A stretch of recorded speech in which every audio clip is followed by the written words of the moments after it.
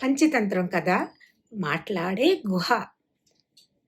ప్రమాదం ఎదురైనప్పుడు ఉపాయంతో, తెలివితేటలతో బయటికి రావాలి.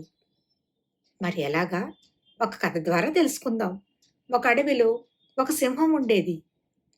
అది విశ్రాంతి తీసుకోవడానికి, అంటే ఉండడానికి ఇల్లు చూసుకుందామని బయలుదేరింది. సింహం కదా, దారిలో ఒక గుహ కనిపించింది. గుహ చాలా లోతుగా, చాలా బాగుంది.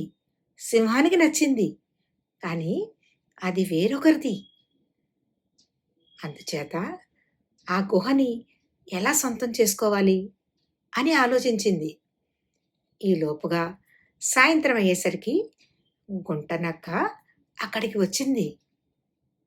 అది దాని సొంత ఇల్లు.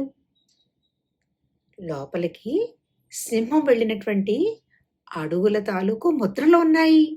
అర్థమైంది సింహం లోపల ఉందని. కానీ అవునో కాదో నిజం తెలుసుకోవాలి. ఎలాగా అని ఒక ఉపాయాన్ని ఆలోచించింది. ఓ గుహ, రోజులాగా నువ్వు నాతో మాట్లాడితే లోపలికి వస్తాను, లేకపోతే రాను అని గట్టిగా అరిచింది. వెంటనే సింహం గుహ తరపున ఇలా అంది, గట్టిగా అర్జించింది. మరి సింహాలు అరుస్తాయి కదా, గట్టిగా గర్జన చేసేటప్పటికి నక్కకు అర్థమైంది లోపల సింహం ఉందని.